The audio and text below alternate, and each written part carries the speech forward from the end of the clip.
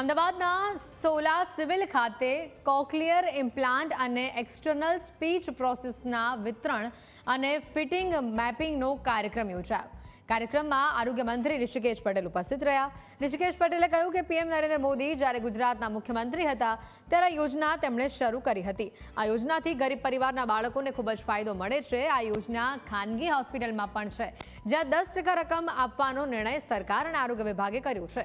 220 બાળકોને શોધીને processor implant બદલી અપાય છે।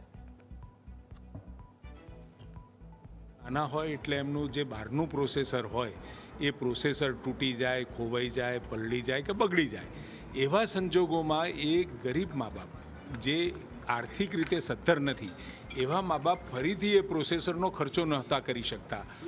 રજૂઆતો ભૂપેન્દ્રભાઈને મળી, મારી સુધી પણ આવી અને આરોગ્ય વિભાગે પણ આને ખૂબ સંવેદનશીલતાથી લઈ અને તમામ આવા બાળકો એમને એક વખત બિલકુલ નિઃશુલ્ક ફરીથી પ્રોસેસર આપવાનો એ નિર્ણય કર્યો અને એવા આપણને 225 જેવા બાળકો કે જેમના પ્રોસેસરો આપણી પાસે બાળકો પાસે નહોતા અને એમની સાંભળવાની યાત્રા અધૂરી રહી, એટલે સ્વાભાવિક બોલવાની યાત્રા પણ અધૂરી રહે, તો આ નિઃશુલ્ક આપવાનો કાર્યક્રમ આજે 225માંથી 100 બાળકો માટેનો હતો।